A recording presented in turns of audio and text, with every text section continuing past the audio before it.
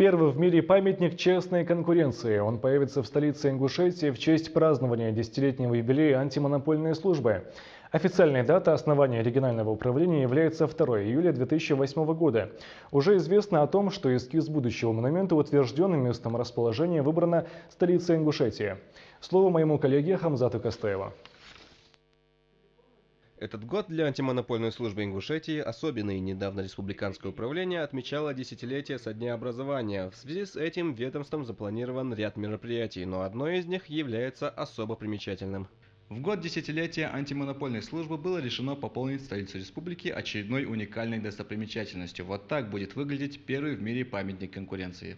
По словам руководителя ведомства, в реализации этого проекта дело остается за малым. Мы разговаривали еще с мэром города, опять с вице-премьером, который отвечает за памятники, за установление памятников.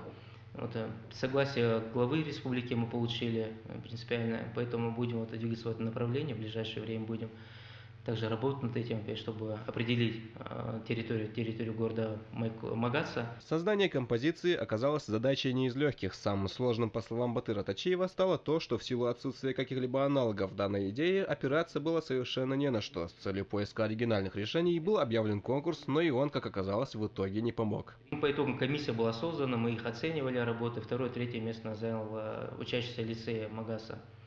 Но первое место мы никому не вручили, потому что мы не посчитали, что есть что-то такое, чтобы мы могли бы первое место дать.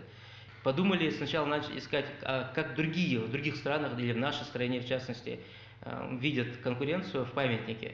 В нашей стране, опять же, не нашли, начали искать в мире, и да и в мире оказалось, что нет вообще такого. Автор этого памятника – это коллективный разум нашего управления. Это один одно предложил, другое другое. По эскизу скульптура будет состоять из 3 человеческих фигур. Одна из них символизирует власть, вторая – бизнес, а третья является воплощением обобщенного образа потребителя. Все втроем они держат в руках дерево благосостояния. Простая, на первый взгляд, композиция, по словам авторов, имеет глубокий смысл.